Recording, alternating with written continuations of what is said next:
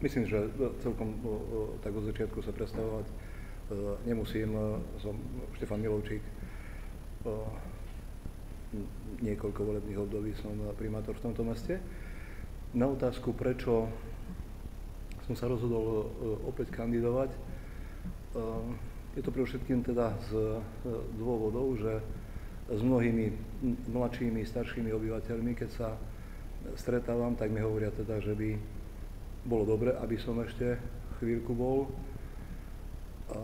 Potom je taký pragmatický dôvod, pretože treba mnohé veci dokončiť, dorobiť toto, čo je začaté.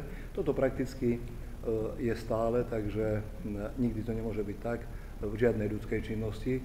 To už nie je v takom živom organizme, ako je mesto, aby bolo všetko urobené, pretože mnoho vecí za tie ostatné roky sa stihlo, predovšetkým teda k tým možnostiam, ktoré poskytuje Európska únia, predovšetkým teda na rozvoj základnej infraštruktúry. Nechcem opakovať, pretože sú to všeobecne známe veci, teda čo sa v Sníne podarilo urobiť, možno, že práve pre vzdelávanie, výchovu mládeže, mladej generácie. Ja som veľmi rád, teda sa chcem poďakovať za túto myšlienku a možnosť teda vystúpiť takto a zodpovedať teda na vašich pár otázok, pretože prejde pár rokov, vy odídete na vysoké školy, bolo by dobre teda, aby ste sa mali kam vrátiť.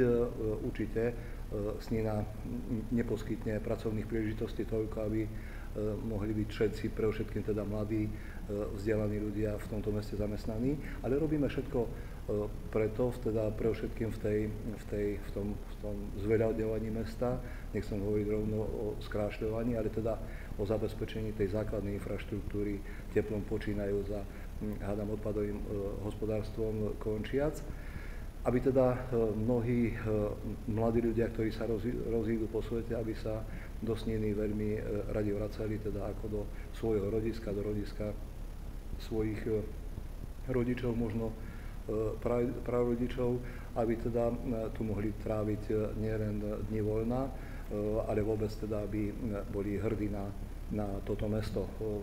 Všetko robíme preto, aby to naozaj takto bolo. Ja by som si veľmi, veľmi prijal, aby to bolo toľko roboty, aby ste sa mohli potom všetci do Sniny vrátiť.